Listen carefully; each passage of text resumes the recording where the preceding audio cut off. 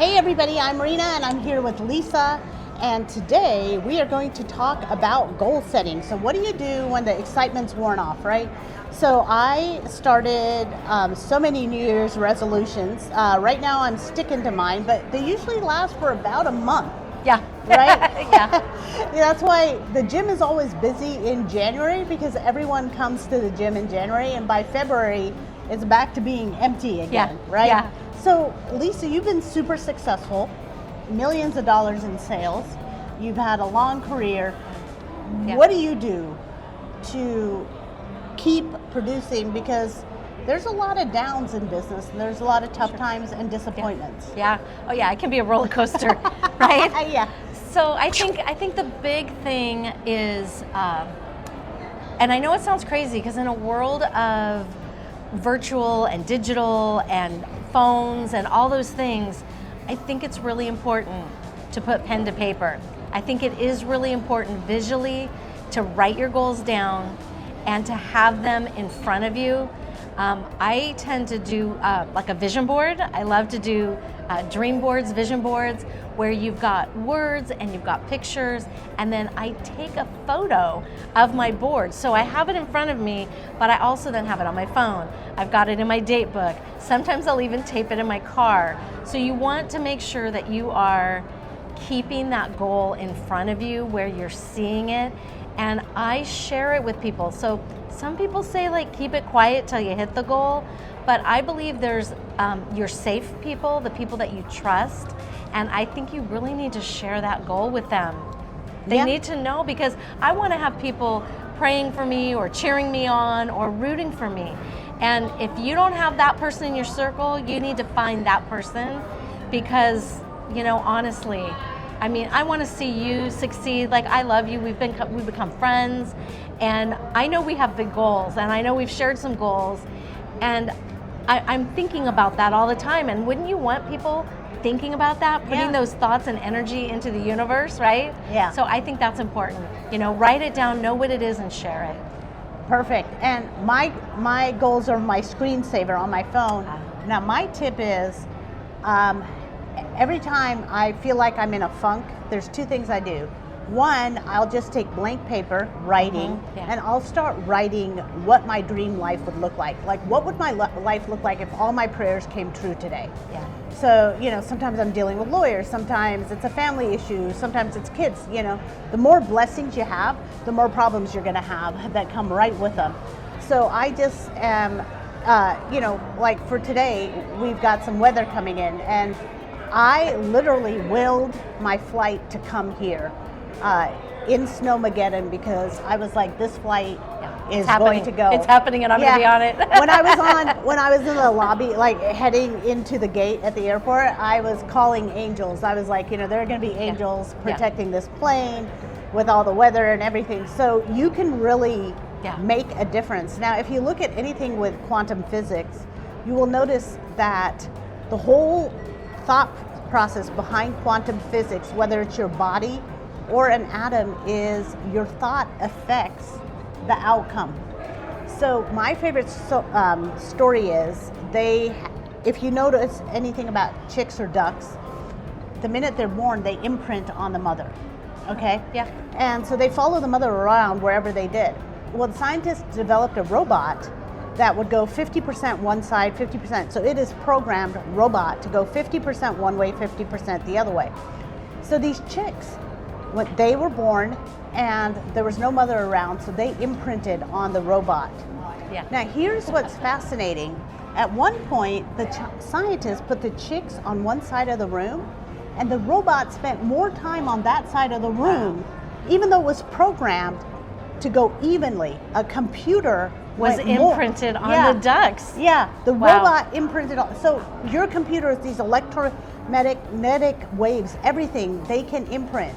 So who did you imprint on? I mean, I was never taught goal setting as a child. I was never taught anything.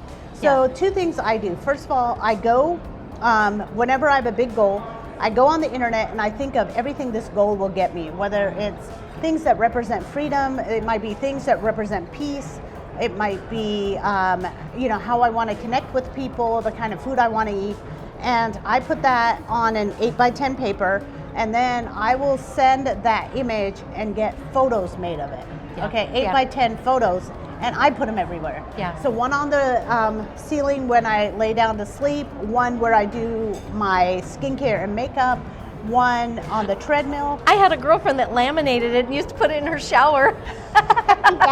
Yeah, I have a glass shower, so outside the shower Sure. door, and I cannot tell you how many things I have achieved by watching that laminated thing. So Yeah. And you know what? What happens when you do all that and then you miss the goal, Brina? yeah, Oh, you missed the goal, right?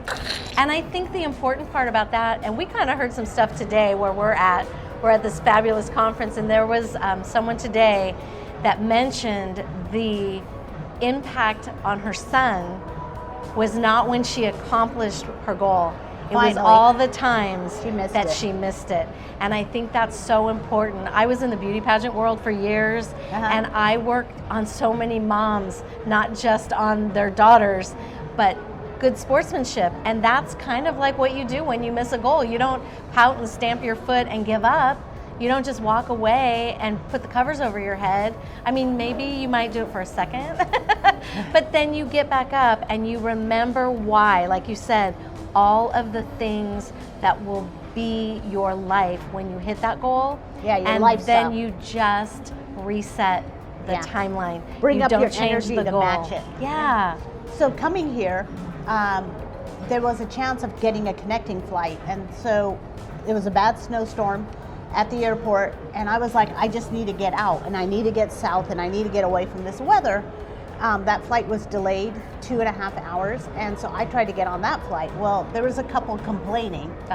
Okay, complaining to the point where they could not process anyone else. Yeah. And so I missed that flight, and I was like, oh my God, I may miss the conference Yeah. because that flight. was an opportunity and now it's gone, and it looked so good. The guy even checked me in, but these people complained so long, they couldn't process the seat or whatever.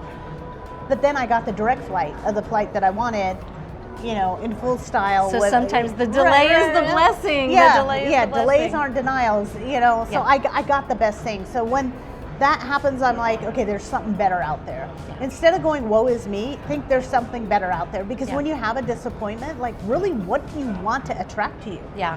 Something better. Yeah, Now, Lisa something better. has a top secret that I have been using. She may share it with you. But what is this thing about you being a sweepstake winner? Oh, yeah, absolutely. So, you know, you can talk about mindset and you can talk about affirmations. You can talk about what to expect, right? What are you expecting? Everything in life, we work from either two emotions. It's either love or it's fear. So are you going to walk around fearing things? You're going to walk around loving things. Well, you need to love everything and you need to expect the best. So it actually started out, I was playing a Monopoly game, like an Albertsons Monopoly game. And you would have to like tear these little stickers off and match all the Monopoly pieces. And so I sat down one day, and it had been going on for months, but I was like, I am a sweepstakes winner. I am a sweepstakes winner.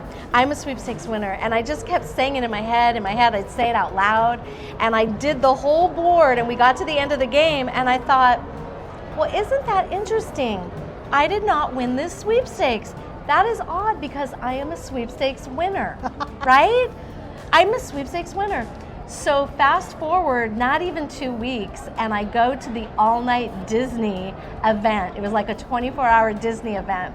And my family came in, like it was kind of a crazy night, and we decided after the event was over at like 6 in the morning to go have breakfast and go back to Disneyland.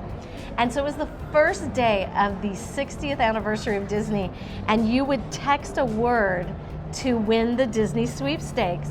And not even an hour later, I started getting these messages on my phone because I was one of the first winners on the first day of the 60th anniversary She's a sweepstakes to win winner. the sweepstakes of the Disneyland thing. So we got this whole huge thing. And then a month later, I get a thing in the mail. I get this FedEx thing in the mail that I won the second round of the Monopoly sweepstakes, and I won a giant 70-inch television because I'm a sweepstakes winner. Did you know that? Yeah. So instead of saying, you know, I'm too short, I'm too fat, Yeah. you know, Yeah. it's too late for me, I'm Yeah. too old, You know, No. I'm not what they're looking for. I am what they're looking for. Yeah, I am what they're looking. I'm a sweepstakes winner. So now Yeah. I've started saying I'm a lottery winner, and so I just say huge money's coming my way. Huge money. money's Huge coming, money. Yeah, huge Yes. money's coming my way. I love it. So, you know, let's get a chant that's actually going to serve us. So, Lisa, thank you. You're welcome. so much for sharing your special You're welcome. secret That with is, us. that's the secret. Yeah.